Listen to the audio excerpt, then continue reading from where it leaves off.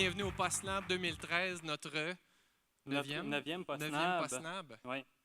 Alors, en fait, on est content. C'est notre plus gros événement de l'année.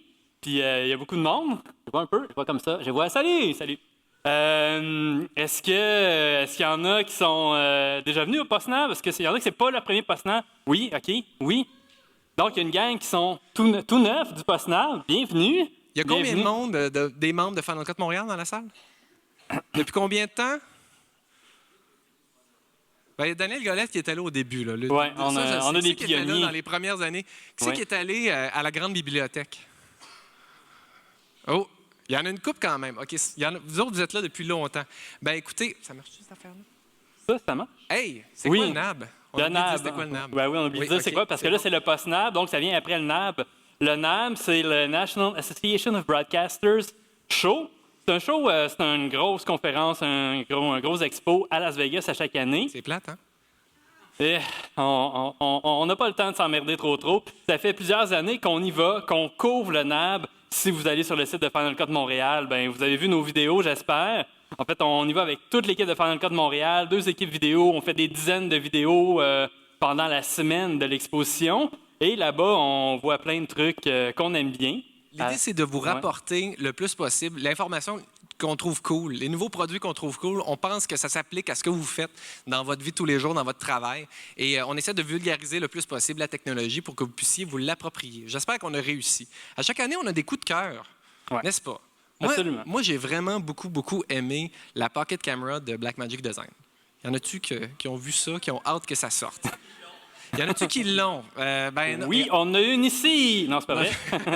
Ça devrait sortir bientôt, mais Blackmagic nous ont dit qu'ils n'allaient pas se faire pogner comme l'année passée. Il y en avait 35 000 sur la ligne de production. Donc, on devrait en avoir en juillet, comme ils ont dit. Puis celle qu'on a essayée, d'ailleurs, on a marché quand même pas mal bien. On a pu jouer avec un peu au Super Meet. On l'a rebooté juste 2 fois. Puis toi, Mathieu, ton coup de cœur? Ben moi, mon coup de cœur, c'est DaVinci Resolve 10 qu'on vous présente ce soir. En fait, c'est un peu drôle comment ça s'est passé parce que l'année dernière, on était au NAB et j'ai vu DaVinci Resolve 9 et j'ai dit à la gang de Final Cut Montréal, c'est comme hey, c'est vraiment le fun, l'interface qu'ils ont travaillé, mais eux autres, ils sont en ligne pour faire un logiciel de montage.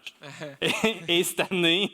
Il y avait un logiciel de montage. Il y avait un logiciel, en fait, il y a une section vraiment montage avec un trim view dans Resolve 10, puis c'est d'ailleurs ça qu'on vous présente. Ce soir, sur scène, on va avoir Alexis Erkman, qui est venu de très loin dans les contrées enneigées de Minneapolis et qui est venu nous présenter ce soir, comme l'an dernier d'ailleurs, de Resolve 10. Je lui ai promis de le ramener à la poutine parce qu'il a adoré ça.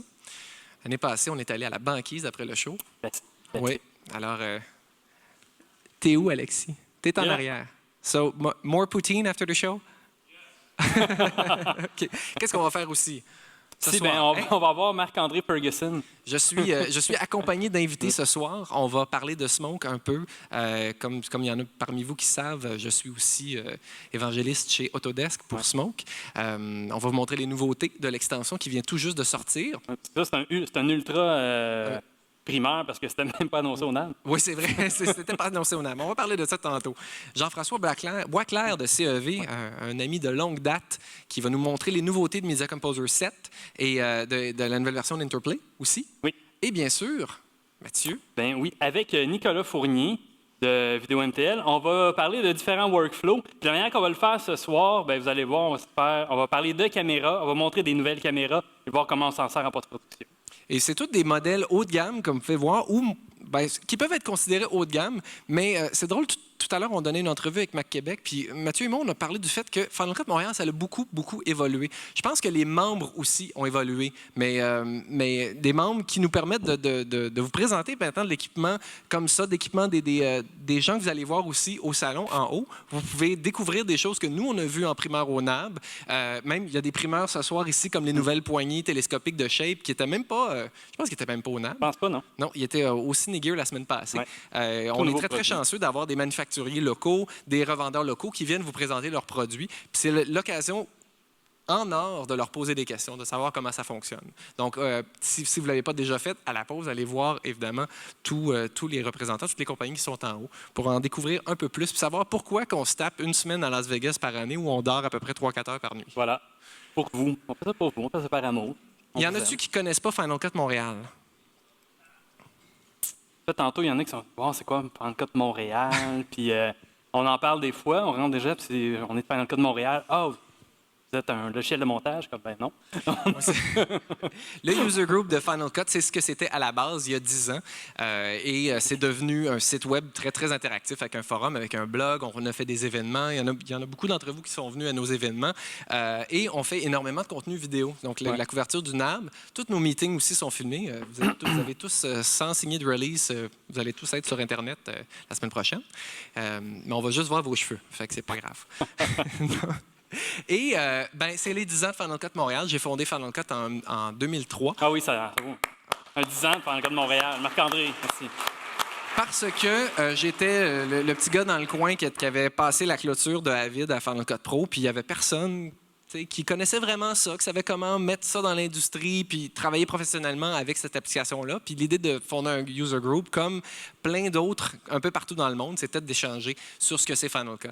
Donc, on est parti avec un site web assez rudimentaire et on est passé à quelque chose d'un peu plus gros quand on a acheté les Français. Vidéo Mac. C'est pour ça qu'on s'est retrouvé avec plein de Français puis plein de Belges sur le forum. Je ne sais pas si vous vous souvenez de ce temps, 2006. On faisait des workflows de post-prod avec la P2. Oui.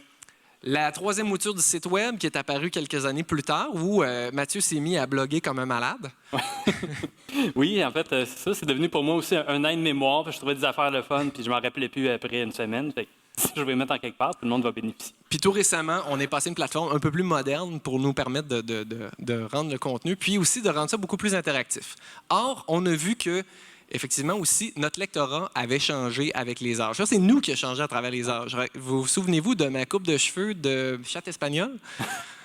Et aussi Mathieu. Oui, avec il y a ses moi, cheveux, c'est quand j'avais mon rôle d'Hagrid dans Harry Potter. J'ai pas de photo de Yves avec des cheveux, par contre. Ça, c'est les administrateurs de Final Cut Montréal. On est 5, Marc-André, moi. Oui, c'est ça. Marc-André, Yves Saint-Jean qui est à la régie derrière, François Dumoulin que vous avez sûrement vu. Je ne sais même pas où est-ce qu'il est, François. François, es-tu là? On l'aime pareil. Oh. Il est là. OK, là, François est caché dans le coin. Mathieu. Julien Célin qui s'est joint à nous récemment. On a notre membre non officiel qui est juste là, Éric Saint-Martin, qui est dans la photo. Parce que moi, j'étais occupé à jaser de smoke avec quelqu'un d'autre dans la photo. C'est ça. C'est une photo, en fait, qui était prise au SuperMe. À chaque année, au NAB, il y a un gros... Nous autres, on est un user group, on fait des meetings. Et là-bas, il y a un meeting de user group où tout le monde se rassemble. Puis là, on était des fiers représentants du Canada, là, avec nos chemises carottées et notre casse en poêle. On aime dire que le PostNab, c'est un peu notre SuperMeet à nous autres. Parce qu'on est content, on a plein de monde, on présente des nouveaux produits, des primeurs. C'est ce qui arrive au SuperMeet à Las Vegas. C'est sûr que c'est très gros, le SuperMeet à Las Vegas. Puis il y a d'habitude pas 75 000 $ de prix à gagner. Le tirage prend 1 heure. C'est vraiment long. C'est drôle, mais c'est vraiment long. Final Cut Montréal n'existerait pas sans ses membres. Alors, je vous remercie beaucoup de nous avoir suivis pendant 10 ans, ou même si c'est moins que ça, d'être là ce soir. C'est important pour nous autres. Puis, on veut pouvoir continuer à faire ça. Mais à suivre l'évolution de Final Cut Montréal, c'est de suivre l'évolution de Final Cut. Parce que oui, à la base, Final Cut Montréal, c'est un groupe d'usagers de Final Cut Pro, mais...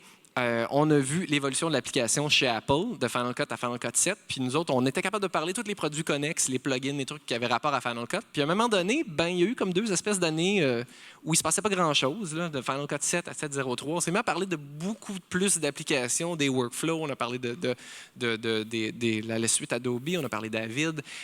Et là, il y a eu Final Cut 10.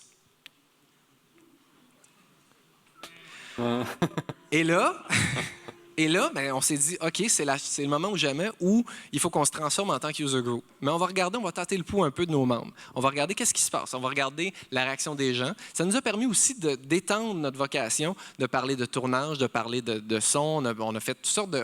On s'est liés d'amitié aussi avec d'autres groupes. Nos amis du groupe d'InDesign. On a des photographes qui travaillent avec nous autres maintenant. Puis, comme vous voyez là, on a parlé de Smoke, on a parlé de Resolve, on a parlé d'Avid encore. Et éventuellement, on va parler aussi de Final Cut Pro 10 parce que c'est pas la même application que c'était il y a 2 ans. Par contre, le site a changé beaucoup aussi, mais on s'est rendu compte que le contenu en ligne était beaucoup plus populaire que nos meetings. Les médias sociaux ont pris le contrôle ont pris le dessus par rapport au forum. Puis on a des collaborateurs maintenant. Ouais. Fait que, on a du monde qui vient, en tout cas, qui nous aide sur les événements, sur le forum, sur le web, en fait, pour les posts de blog aussi. Fait que, ça, on a changé de scène. Ah oui. Alors, toute bonne chose a une fin. Ce soir, on annonce la mort de Final Cut Montréal. Oui. Il y a du son là-dessus. Ah oui. Et Final Cut Montréal remet de ses cendres en tant que le front créatif de Montréal. Ah! À l'instar de tous nos collègues un peu partout qui ont un petit peu enlevé la nomenclature de Final Cut Pro dans leur user group parce qu'eux aussi ont vécu les mêmes transformations. Ils ont des membres qui sont des professionnels créatifs. Et nous, on s'est longuement posé la question parce qu'on avait une identité qui était propre à Final Cut. On avait vraiment le nom dans le site web, le nom dans le logo, partout, tout ça. Puis on s'est creusé les méninges beaucoup. Puis il y a un truc qui revenait beaucoup dans nos discussions, c'est le fait qu'on va au front pour vous. C'est qu'on va dans les tranchées, on travaille, on essaie des choses, on essaie des workflows vraiment révolutionnaires, des trucs qu'on va vous montrer ce soir. Ben peut-être pas à Hollywood, là, mais pour nous autres, c'est révolutionnaire. Et on essaie des choses, puis on espère pouvoir digérer tout ça, puis vous présenter ça pour que vous puissiez prendre ça puis partir avec. D'où le front créatif. Oui. Puis si vous passez une semaine au NAB avec nous autres, c'est assez le front, merci. Donc, qu'est-ce que c'est le Front créatif de Montréal? Bon, ben en fait, le Front créatif, qu'est-ce que c'est? C'est les mêmes articles. En fait, si vous avez suivi le blog, je vais continuer à alimenter le blog sur tout ce qui est production, post-production, logiciel, plugin, caméra. Mais on va avoir beaucoup plus de son. Pour ceux qui le savent pas, en fait, j'ai une formation en son. J'ai été technicien de son dans des studios.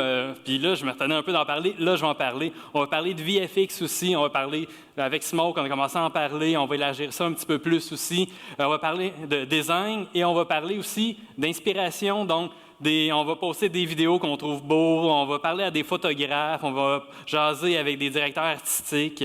Puis on va faire des entrevues, on va faire des articles là-dessus. Donc, c'est la partie blog. Et aussi, on va mettre un emphase sur la formation. Donc, on a parlé un peu, pour ceux, il y en a quelques-uns ici qui ont suivi mes formations, les formations Resolve que je donne. On a aussi, dans le temps, donné des ateliers caméra avec la HVX 200. C'est des choses qu'on veut refaire très bientôt avec des caméras, de l'année, avec des nouvelles caméras qui sortent pour vous montrer comment travailler avec les workflows. En fait, c'est un peu l'idée qu'on va faire aujourd'hui avec la caméra, c'est de présenter une caméra, mais de présenter ce qui vient après aussi, parce que de plus en plus, la production et la post-production sont liées. Effectivement. Oui. Et une des choses qu'on va faire, par contre, c'est qu'on va éliminer le forum sur le site. On va éliminer le forum parce qu'il y a beaucoup d'autres de forums excellents. Par contre, on va élargir notre offre médias sociaux, donc que ce soit sur Facebook et évidemment ouvrir les commentaires sur le site. Donc, ça va être quand même tout aussi facile de nous communiquer avec nous, mais on était aussi un peu tannés d'enlever tout le spam des Cosaques sur le forum. Oui, sacré Cosaques. Oui, les Cosaques. Y en a-tu qui se souviennent quand le site a été hacké par les Cosaques? Ben, à part Daniel Goyette, y a-t-il quelqu'un d'autre qui se souvient de quand on a perdu la base de données au complet de tout le forum de Final Cut Montréal? Bon, okay. C'était les belles années. Oui. Et bien voilà, le site est déjà en ligne. D'ailleurs, on va vous donner l'URL tout à l'heure. Nouveau design, nouveau look, un peu plus magazine, parce qu'on va avoir énormément de sujets qui vont être traités là-dessus. On invite les gens, les collaborateurs à nous communiquer avec nous si vous voulez soumettre du contenu pour le site. On veut beaucoup plus de contenu généré par les membres. Ouais. Vous êtes les bienvenus, évidemment. Ça, c'est le site. Vous pouvez dès aujourd'hui aller voir MCMTL. C'est facile, hein? fcmtl.com. Et pendant l'été, on va rediriger le site de Final Cut Montréal et rediriger du contenu pour s'en aller sur FCMTL.